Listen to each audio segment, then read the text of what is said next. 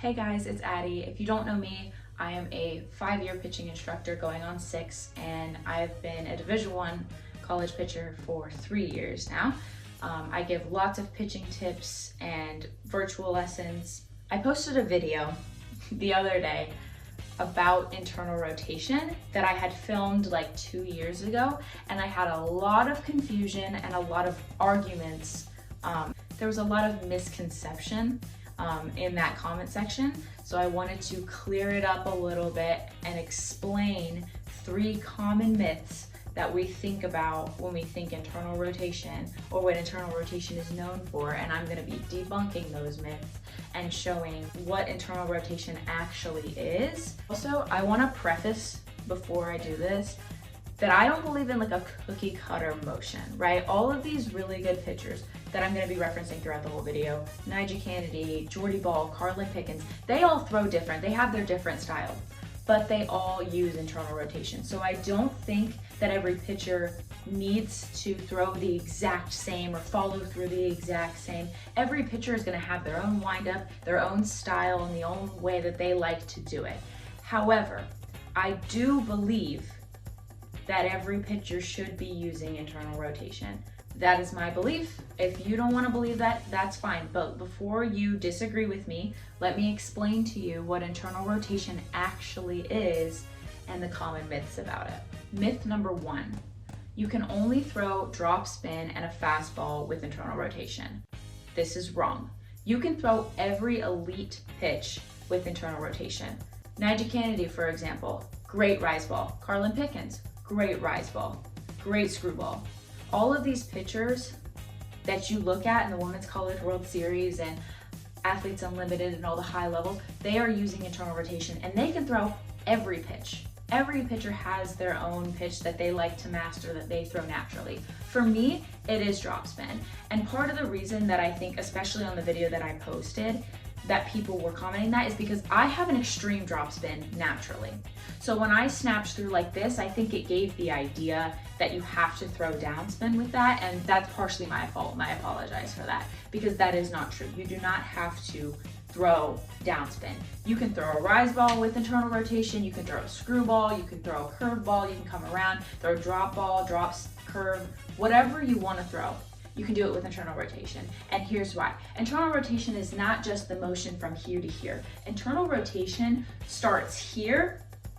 Well, actually, I mean, it really starts here when you get right here. It is how the shoulder rotates to get the power here. It is, instead of turning here and locking out the arm and forcing that shoulder to whip across, it is using the internal rotation, keeping that arm internal to then drive the elbow down into the side and whip through naturally like this. I follow through like this. You do not have to follow through like this. If you are throwing a rise ball, you should not be following through like this. You should be coming up, right? But the difference is that you're not coming from here to forcing it. You're coming here on the side and you're naturally flowing up. Very different release style. So the idea that you can only throw drop ball, simply not true. You can throw any pitch you want with internal rotation because it has nothing to do with your spin. It's all how your body moves to get there and how to efficiently produce power in your pitch and your arm swing. Myth number 2, internal rotation is a new pitching style. This is wrong. Internal rotation has been used for years and years. The difference is that now we're learning how to use it, and we're learning what it is, and we're starting to teach it from a young age. That's what the difference is. If you go back and you look at pitchers that were really successful several years ago, Kat Osterman, Jenny Finch, Monica Abbott, for example, all 3 of those pitchers used internal rotation.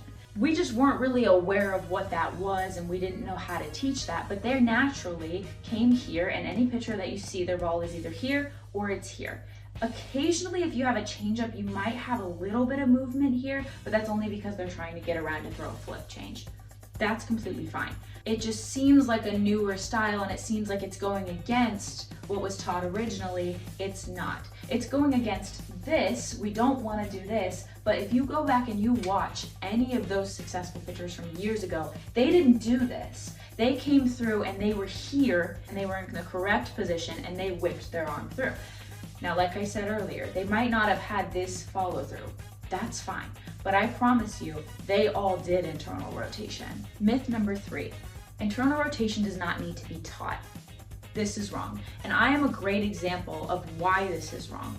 I grew up not being taught what internal rotation was, so I thought that I was supposed to muscle and push the ball. There are videos of me from years ago doing this because that's what I thought pitching was, and I thought I was having to force it.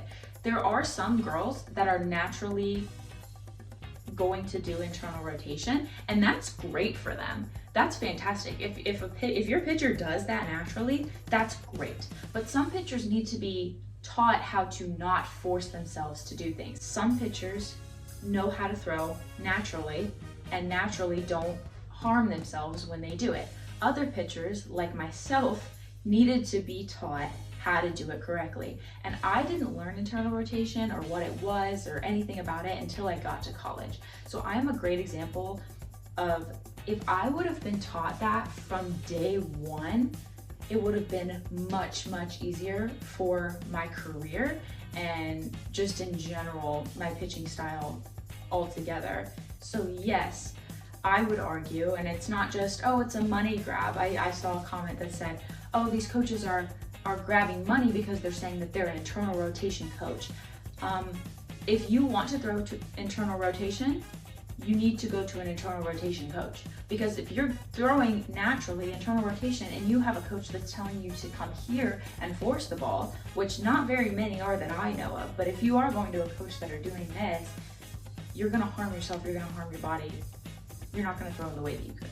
I would argue as a pitching instructor that no, it's not a money grab, because the amount of girls that come to me that don't throw internal rotation and I have to teach them how to do it because they just naturally have been forcing themselves to throw with their shoulder and hurt themselves.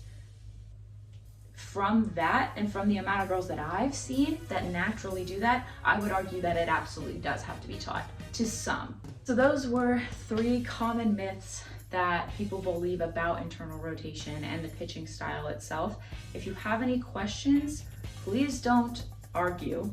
But if you have any questions about it, or maybe are still confused on what it is, please don't hesitate to reach out to me. I would love to explain it to you and how it does not go against maybe some of the things that we originally thought. It's just an advanced version of what we already knew.